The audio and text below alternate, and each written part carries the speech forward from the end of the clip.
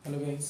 आज का जो टॉपिक है वो है कोऑर्डिनेट ज्योमेट्री। ठीक है, कोई भी कॉम्पिटिटिव एग्जाम हो, कुछ भी हो, 10th क्लास के बच्चे हो, कोई भी इसको देख सकता है। ठीक है, और ये बहुत ज़्यादा इंटरेस्टिंग टॉपिक है क्योंकि इसमें जो मैथमेटिक्स है ना वो सब डायग्राम है। आधा मैथमेटिक्स जो है वो डायग्राम में सॉल्व होता है। तो इसमें just need to focus on the diagram. You have to understand the diagram properly. If you want start then you can do any kind of question arising from this topic. ठीक है, तो ये कोई भी मतलब सबसे अच्छा टॉपिक क्यों है, इसमें ज़्यादातर जो क्वेश्चन है वो डायग्राम में सॉल्व हो जाते हैं। देखते हैं, मैं बता देता हूँ आपको। ये जो टॉपिक है ये नंबर लाइन के अंदर बेस है। आप देख सकते हैं ये एक नंबर लाइन है और ये एक नंबर लाइन है। जब दो कोई नंबर लाइन आपस को मतलब अपने आप को 90 डिग्री में इंटरसेक्ट करते हैं, वो हो जाता है आपका कोऑर्डिनेट प्लेन। ये होता है आपका कोऑर्डिनेट प्लेन, जैसे कि आपको उसको एक्स और वाई प्लेन भी कह सकते हैं। इमेजिन कीजिए दुनिया आपका, सपोज ये आपका घर है। ठीक है, ये घर है ऐसा, और ये घर का प्लेन है। इमेजिन कीजिए, कोऑर्डिनेट का मतलब है किसी भी पॉइंट का वैल्यू। ठीक है, ये पॉइंट का नंबर, पॉइंट का वैल्यू को हम बोलते हैं, पॉइंट को किसी वैल्यू से डिनोट किया जाता है एक्स और वाई के प्लेन के हिसाब से।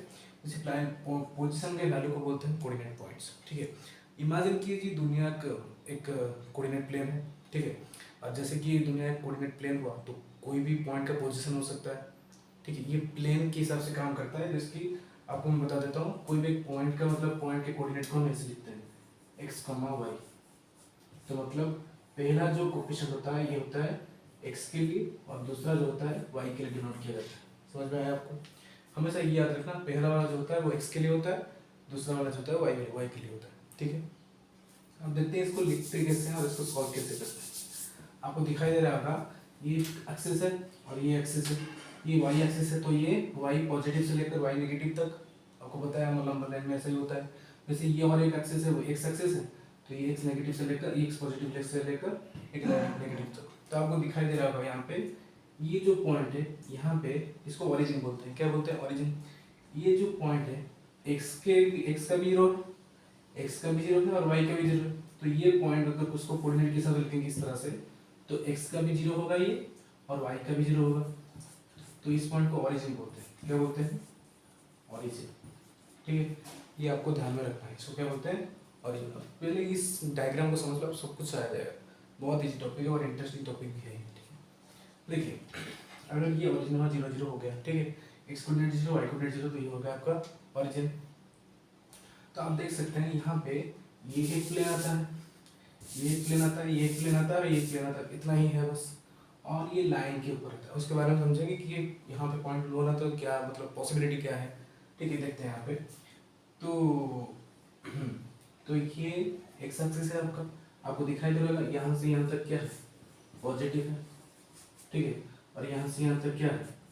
नेगेटिव है। ठीक है, और वैसे ही यहाँ से यहाँ तक पॉजिटिव और यहाँ से यहाँ तक आपका नेगेटिव आता है। समझ में आया? तो देखिए अगर मैं यहाँ पे कोई भी पॉइंट लेता हूँ, एक पॉइंट लिया मैंने, तो ये हुआ 4, ये हो गया आपका 3। तो यहाँ पे एक्स कोऑर्डिनेट क्या है? 3 है, वाई कोऑर्डिनेट क्या है? 4 है।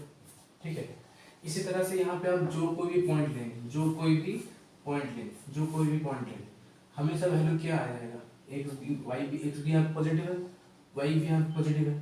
तो इस क्वाड्रेंट को हम बोलते हैं क्वाड्रेंट 1। 4 क्वाड्रेंट है, इसको बोलते हैं हम क्वाड्रेंट 1।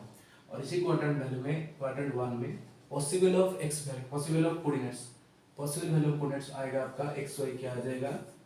एक्स पॉजिटिव आ जाएगा, एक्स भी पॉजिटिव आएगा और वाई भी पॉजिटिव आएगा। तो पॉजिटिव पॉजिटिव आएगा, इसका मतलब ये है x is greater than 0 and y will also be greater than 0।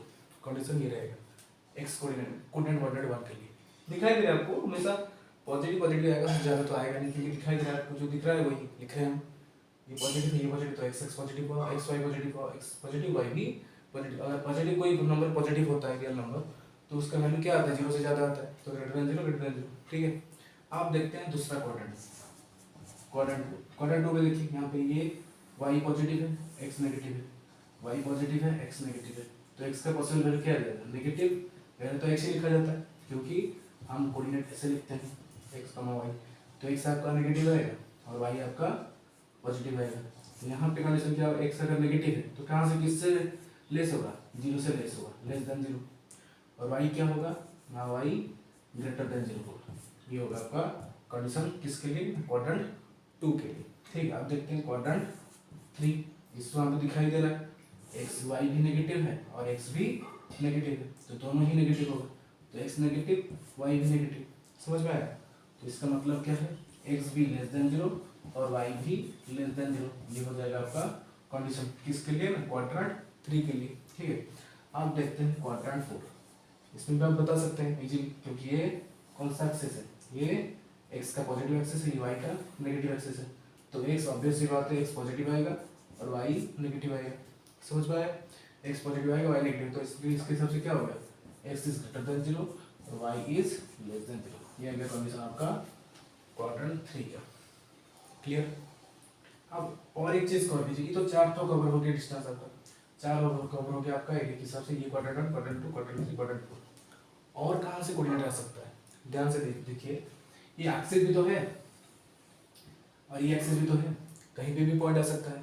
तो अगर मैं लिखता हूँ यहाँ पे पॉइंट, ये कोऑर्डिनेट एक्स एक्सिस के ऊपर पॉइंट और ये एक एक्सिस के ऊपर पॉइंट है, तो गौर कीजिए यहाँ पे एक्स एक्सिस के हिसाब से एक्स एक्सिस के ऊपर वैल्यू आ जाएगा, लेकिन वाई वैल्यू क्या हो जाएगा, वाई का वैल्यू यहाँ पे क्या 0 है, तो इस तरह से ये पॉइंट क्या आ जाएगा आपका x 0। ठीक है, तो x पॉजिटिव एक्सिस पर है तो इसलिए x पॉजिटिव y 0। ठीक है, और वैसे यहाँ पे ये कोऑर्डिनेट का वैल्यू क्या आ जाएगा, देखिए x यहाँ पे नेगेटिव एक्सिस पर है तो x क्या आ जाएगा नेगेटिव और y एक एक्सिस x के ऊपर है तो कोऑर्डिनेट क्या हो जाएगा y का 0 हो जाएगा। हमेशा ध्यान रखिए, अगर x एक्सिस के ऊपर आपका कोऑर्डिनेट आता है तो y वैल्यू 0 होगा, और वैसे अगर y कोऑर्डिनेट के ऊपर वैल्यू आता है तो x कोऑर्डिनेट आपका 0 हो जाएगा, और y का यहाँ पे हुआ तो यहाँ से ये पॉजिटिव एक्सिस है तो y आ जाएगा पॉजिटिव। ठीक, और जैसे यहाँ पे यहाँ तक y का नेगेटिव वैल्यू, तो अगर यहाँ पे मैं कोई भी पॉइंट लेता हूँ तो इसका y वैल्यू आ जाएगा नेगेटिव और x वैल्यू आ जाएगा x वैल्यू आ जाएगा 0 और y वैल्यू आ जाएगा आपका नेगेटिव। तो क्या x वैल्यू आ जाएगा क्या आपका 0 आ जाएगा, y वैल्यू आपका नेगेटिव आ जाएगा। इतना ही कंडीशन है, और इसके बाद में आपको और सा फॉर्मूला है, उस फॉर्मूला की आपको चर्चा करेंगे, फॉर्मूला कैसे डिराइव किया गया है, डिस्टेंस फॉर्मूला क्या है, सेक्शन फॉर्मूला क्या है, मिड पॉइंट फॉर्मूला क्या है, ये सारा फॉर्मूला पर मतलब कराएंगे। कोई भी कॉम्पिटिटिव एग्जाम जो कोई भी क्वेश्चन आ जाए आपको डायग्राम में ही आधा सॉल्व हो जाएगा। You need to observe the diagram fast और अंडरस्टैंड द डायग्राम प्रॉपर्ली, इतना ही कर लो ना, कोई भी क्वेश्चन कहीं से भी आ जाएगा आप कर सकते हो इसको, बहुत ईजी मैथमेटिक्स है और इसको गौर करना जरूरी है, कोई भी कॉम्पिटिटिव एग्जाम के लिए जरूरी है जानना। इसलिए मेरे चैनल को सब्सक्राइब कीजिए, लाइक कीजिए और लगे रहिए दूसरी क्लास के लिए, वेट कीजिए, तब तक के लिए।